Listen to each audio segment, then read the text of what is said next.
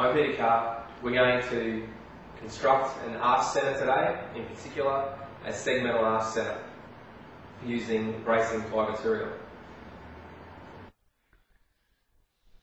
Now that we've drawn our arch centre, it's important that we mark together and cut together both sides of the arch centre. If there is any mistakes made in the cutting out of the arch centre, then at least they will be exactly the same on both sides of the constructed arch centre.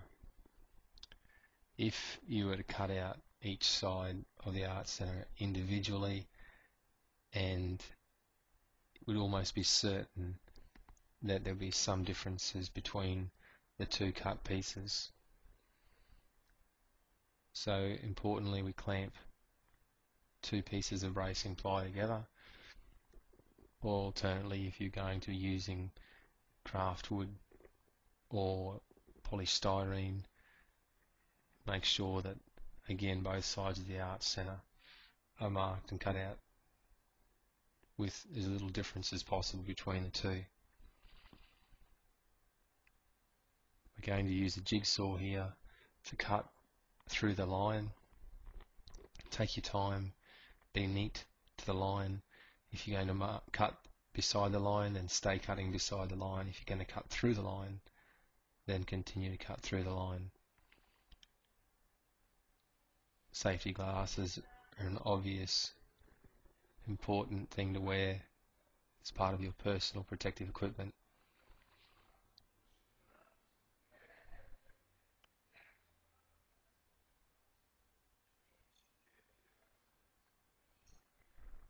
And once it's been cut out, you should mark the sides of the arch centre, that is the outside of the arch centre.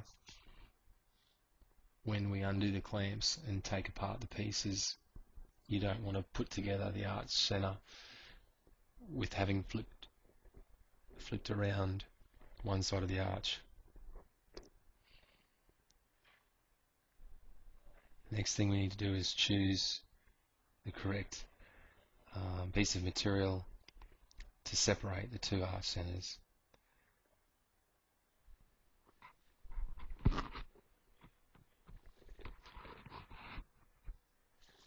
The width of a standard brick is 110 millimeters, so we don't want the arch centre to be wider than 110, otherwise it could simply fall through. Unless, of course, you did put a strip of timber over the top of the arch centre and fasten that.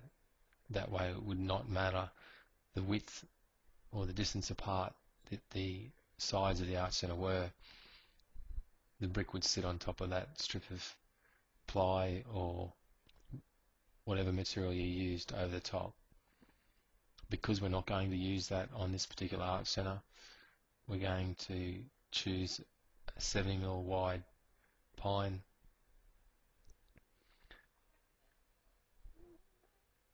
To join the arch centre together.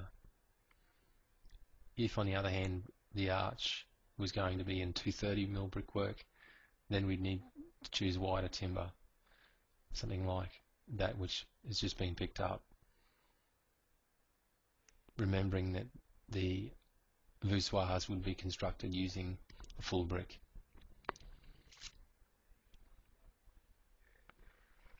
Again, when you're cutting, drilling or doing anything else to timber, it's best if you clamp the timber down to reduce the amount of movement and for your own safety as well.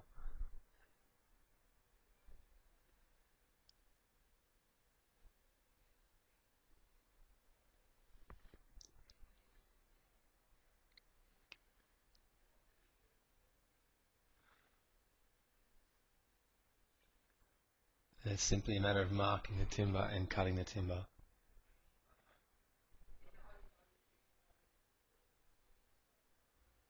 The shorter piece of timber will be used in the centre part of the arch, directly underneath the crown.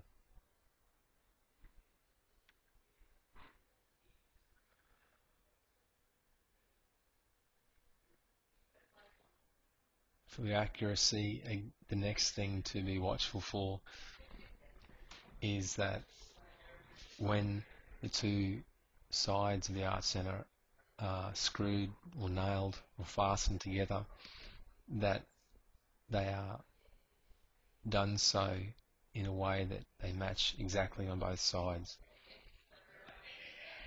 We want the arch centre to sit squarely on top of the props between the abutments.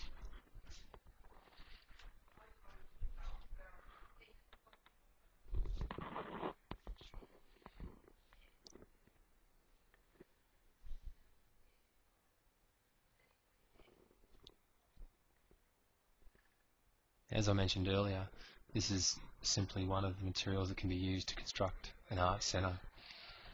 Arch centres have been made out of craftwood, polystyrene, Hebel. It will often depend on the particular builder for whom the job is being done for, or if the bricklayer is constructing the arch centre, he may have a particular preference for a certain material.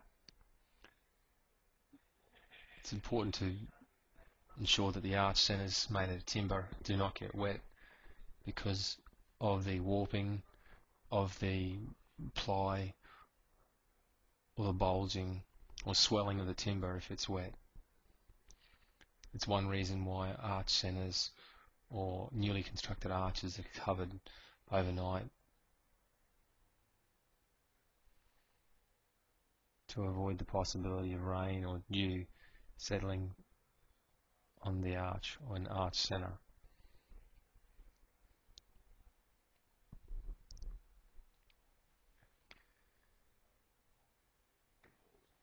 Here's a couple of pieces of bracing ply that have been cut into the shape of a Gothic arch, and then a Roman arch, or also called semicircular arch. The material here that's been used is chipboard, but it serves the same purpose and could obviously take more weight than the bracing ply. It was also cut out using a jigsaw.